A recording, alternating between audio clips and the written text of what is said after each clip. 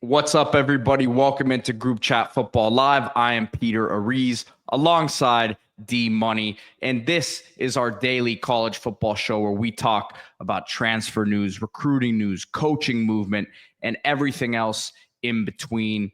On today's show, we are going to do something a little bit different, and it's something we're going to be doing moving forward here as we get into spring ball, and that's looking at the top 5 newcomers for certain programs that we are extremely excited about. And look, this doesn't necessarily mean top 5 highest rated recruits, top 5 highest rated transfers, right? It's going to be, there's going to be some of that, right? The highest rated recruit in the class we are obviously going to be excited for, but it's going to be a mix of a little bit of everything here. And we're going to put our spin on it here at Group Chat Football Live. And today, D, we are going to start with USC. Yeah, when you're talking about this program, you're thinking quarterbacks, offensive linemen, historically, and just some of the best talent that the sport's ever seen. Now, I don't see necessarily that talent coming in at the offensive line position, but what you do see is some elite physical talent coming in at quarterback, some beef coming inside, which you need there. You need to beef up that run defense. You're in the Big Ten now. You're seeing that, and some really young, exciting players, both really from all over the country, Florida, Michigan, all over. You are getting some really good young players. So I put numbers next to these names. It's not necessarily in number order, but these are going to be the 5 names that we are very excited about. And who do you want to start with? Let's start with the man himself, Husan Longstreet. This is a player that we talk about this quarterback class. I think it's one of the best quarterback classes on paper nationally. The 25 quarterback class that I've ever seen. Guys with just tremendous physical tools, guys who put up huge numbers at the high school level. Husan Longstreet, no exception. Had some injuries as a senior, but was very good when he played. 1,600 yards, 19 touchdowns, 4 INTs, 66% passer. Also ran for 6 touchdowns, almost 500 yards.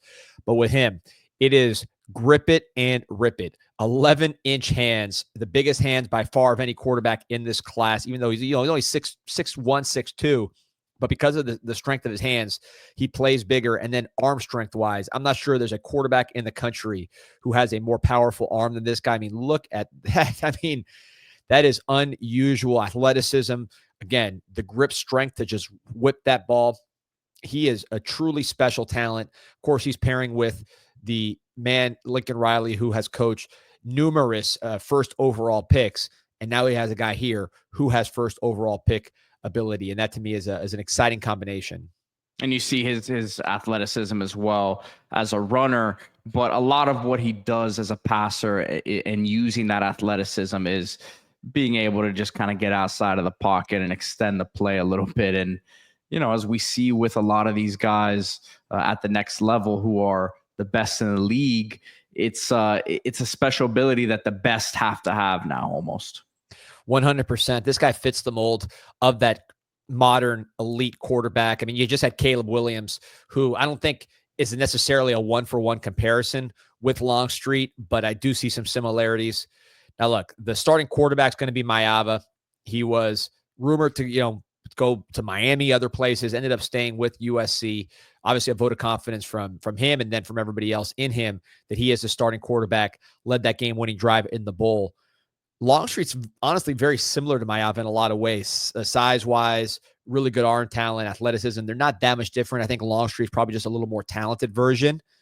And we'll see. Maeva was not penciled in to be the starter last year. It was Miller Moss. He ended up taking over midseason. So could we see something similar with Longstreet? I wouldn't rule it out. And again, I think talent-wise, seeing this guy in the Polynesian Bowl in particular with other All-Stars, he just stands out and has a chance to be what I would call a true Lincoln Riley quarterback, which is not just a good quarterback, which I think Maeva is a good quarterback that a lot of teams would like to have, but, top 10 type pick. I think Longstreet has that type of physical ability. Yeah, and I hate to go back to this comparison because I've used it myself before here on the show, but you look at the DJ Lagway situation at Florida last year. You had Graham Mertz, a guy who I talked to a lot of scouts before the season, had him as a draftable player was really solid, protected the football, right? Could probably go a long way with some of these top rosters. And then you have a DJ Lagway there who, yeah, wasn't ready initially to take over, but the talent was just brimming.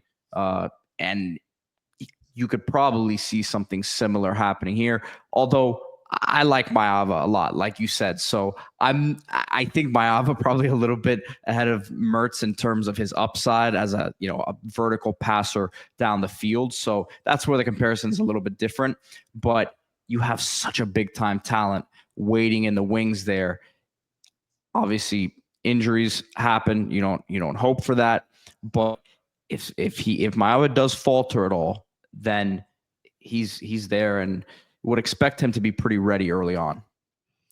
Yeah, and I was a guy that, he is a gunslinger. He's going to have games where he makes mistakes.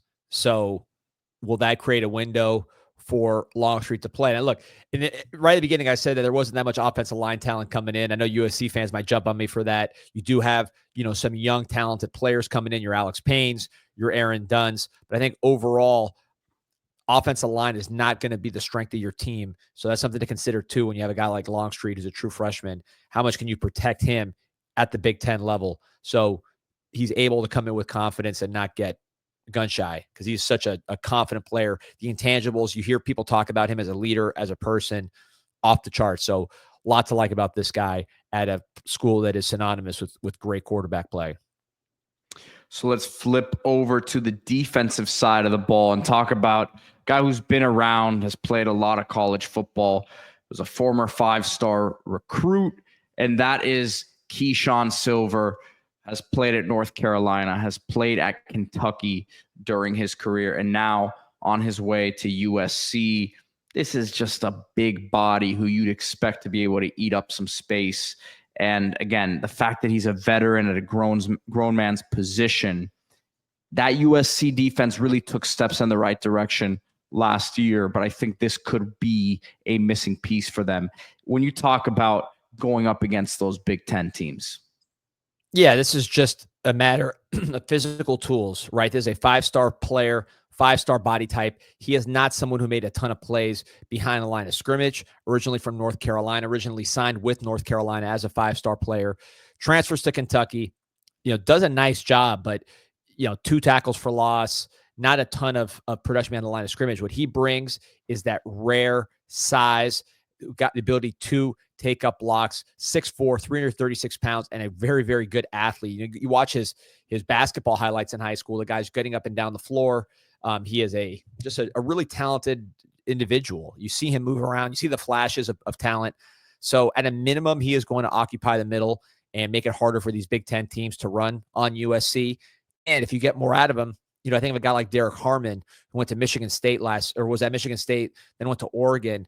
He got a lot better going from Michigan State to Oregon, was much more disruptive, much more active behind the line of scrimmage. So maybe you see that from Silver. He's going to be an interesting player to watch, but certainly Big Ten, you need players like this.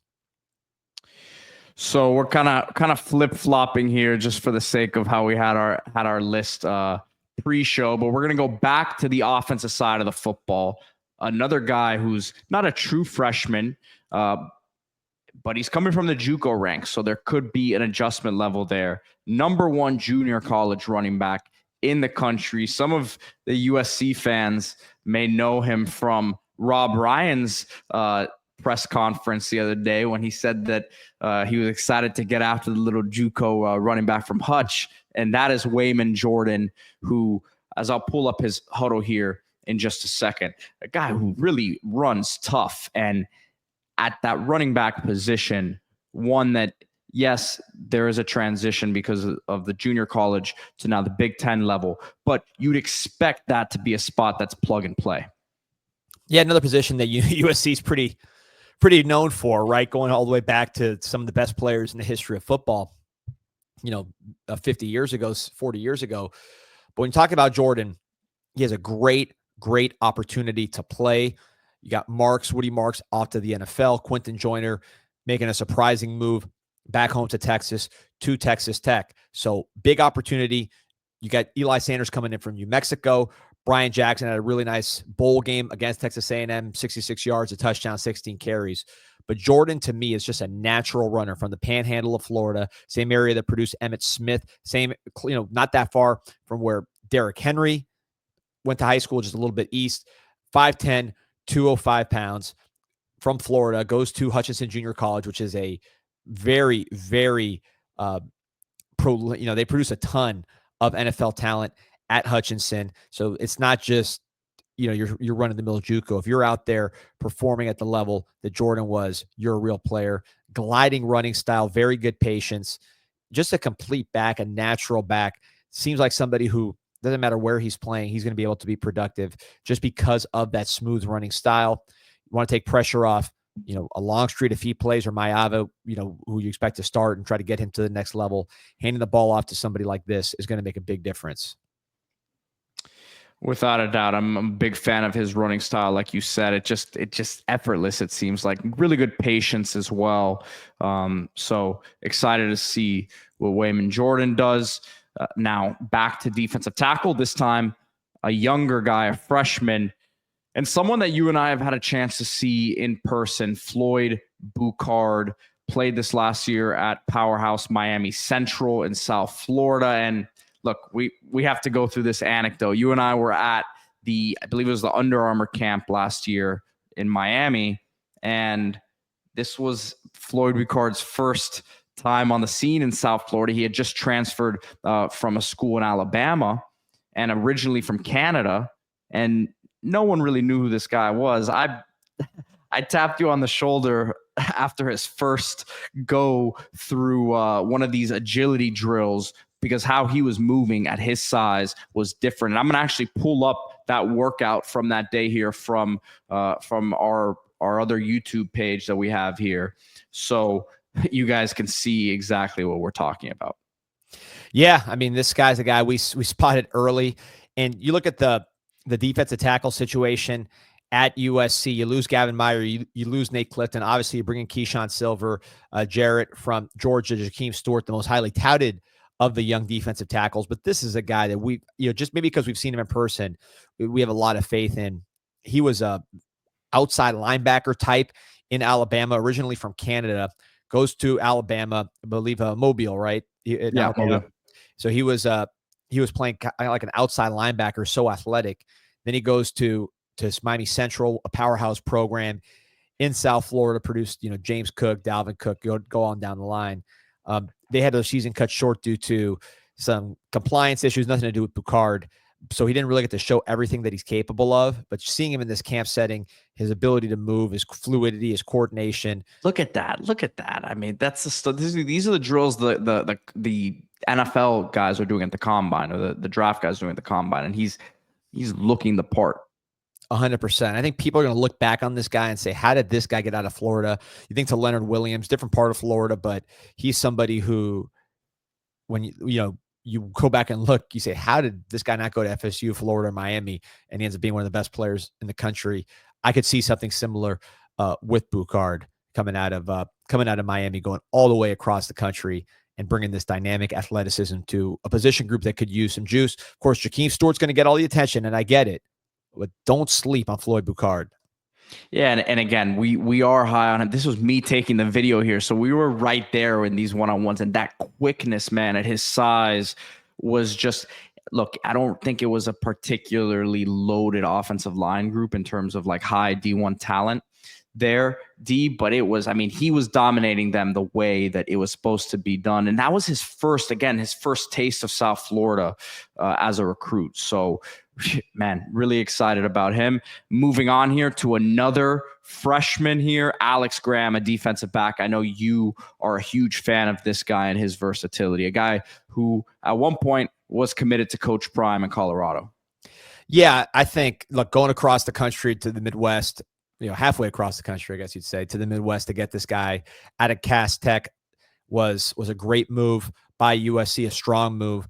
And there are opportunities in the USC defensive backfield. They lost a ton. So the opportunity is there. There's multiple players that could be in the mix here. When you talk about this position, you can talk about Tristan Castro, a corner who has a lot of talent as well. But with Alex Graham and DeAnton Lynn's defense, 6'1", 185, the versatility to me stands out. First of all, you see this guy, state champion, very well built, has the physical traits to play early, ran 11.2 as a ninth grader, show you some of the speed. He's probably in the 10s by now if he kept running. But you see him at all phases, returning kicks, playing wide receiver, playing defensive back, tackling, picking passes off. Again, this is for the state champion Cass Tech team, a team that's produced a ton of NFL players. So to me, that versatility shows his IQ. There you see the Lions Stadium. Lions, this is a professional stadium. I believe this is a state championship game.